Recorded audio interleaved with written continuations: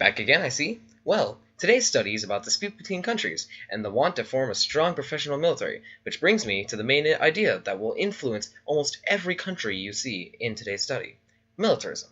Militarism is the want or need to create a strong professional army. Now, in order to preserve their investments with various colonies, countries began to build up their militaries to double, even triple the size. In this process, Britain and Germany began to essentially compete for the better or larger navy. However, with a strong military comes a great cockiness. Britain glorified itself with the two-power standard, which states that they could take on any of the two navies and win against both. Next, Germany in the 1900s to 1911 tripled their spending on the warships, along with doubling its spending on its own army. European countries also competed for the largest, best army, which is plenty enough examples of militarism and how it influenced all these countries stated. Our next topic is the secret and known alliances during all of this. We'll start with the Triple Alliance, or the isolation of France. In 1881, Bismarck made the Three Emperors League, which was a military alliance between Germany, Austria-Hungary — note, Austria and Hungary were not a separate being at the time — and Russia. Military rivalry between Austria-Hungary and Russia almost broke it up, but Bismarck came to the rescue with the Reassurance Treaty of 1887, which kept them together. In 1882, we come to the Triple Alliance between Germany, Austria-Hungary, and Italy, along with the Ottoman Empire, forming a secret alliance with Germany in 1914.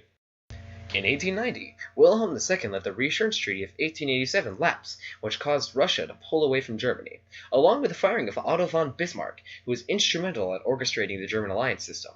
France, seeing this as an opportunity, signed the treaty in 1891 with the Ottoman Empire, saying that if one is threatened, then the other would come to help.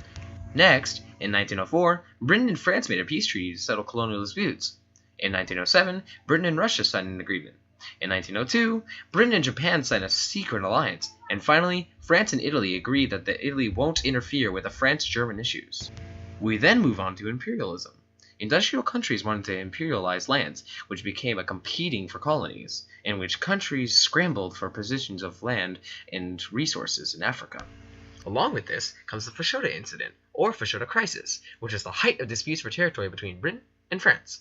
France wanted to take control of the Upper Nile River Basin, which would exclude Britain from the Sudan.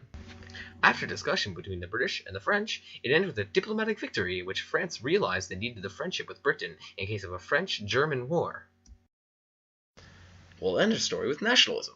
Now, nationalism was a factor that helped play into World War I. Ethnic groups within countries wanted independence, which caused the Balkans and the Ottoman Empire's crumbling.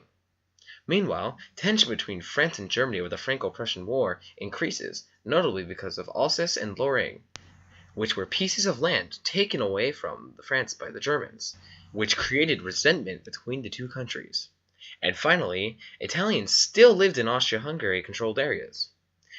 Well, I hope you enjoyed this one. It honestly took a lot more time than expected, but I guess it's worth it, so enjoy, and kudos to first period world history.